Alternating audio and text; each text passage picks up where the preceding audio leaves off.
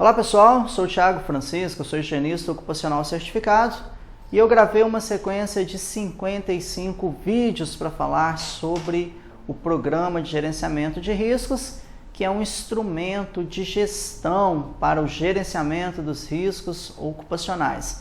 E esse é o vídeo número 32, no qual eu vou falar para vocês sobre a questão que a organização ela deve adotar medidas de prevenção para, primeiro, eliminar o risco.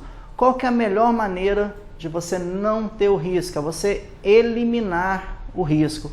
Só que nem sempre, dependendo da empresa, das atividades que ocorrem na empresa, dos produtos químicos, das matérias-primas que a empresa utiliza, infelizmente nem sempre é possível eliminar o risco. Para falar bem a verdade, é quase raro você conseguir eliminar o risco.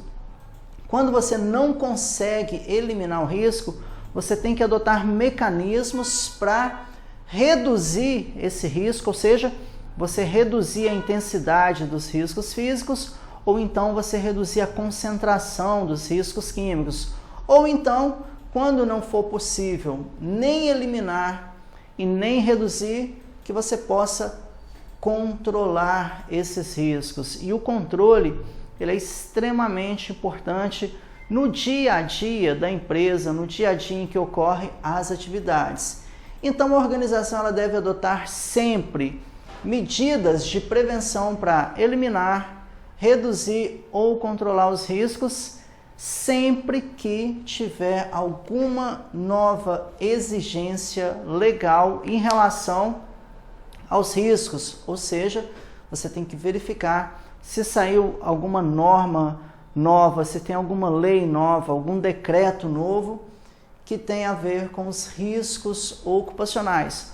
Ou então, depois que você aplicou a matriz de risco, você classificou os riscos e verificou que você tem riscos considerados inaceitáveis, ou então riscos que são considerados de alto risco. Então, nessa situação, você tem que buscar novamente, nessa ordem, eliminar, reduzir ou controlar os riscos.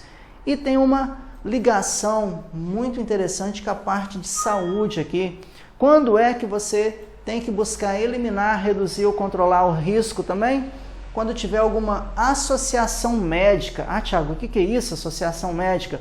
Quando o médico do trabalho ele correlacionou alguma doença ocupacional ou algum acidente do trabalho de acordo com o risco que está presente ali no ambiente de trabalho. Então, toda vez que tiver uma nova exigência legal, uma classificação de risco que classificou o risco como de alto risco, ou então inaceitável, ou quando houver uma associação médica, a empresa, a organização, ela deve adotar medidas para, primeiramente, eliminar, em segundo momento, reduzir e, por fim, tentar o controle. Lembrando sempre que o ideal é eliminar.